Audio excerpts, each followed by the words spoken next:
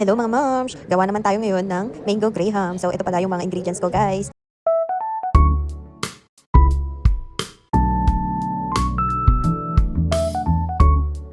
Halo-haloin na natin guys yung mga ingredients natin.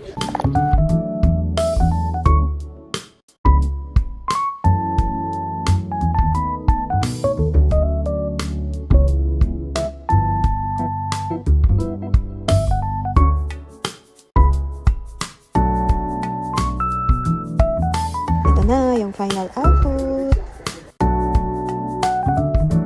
So para hindi masayang ang ating natirang gatas, lagyan natin ng tubig para sa gagawin nating gelatin.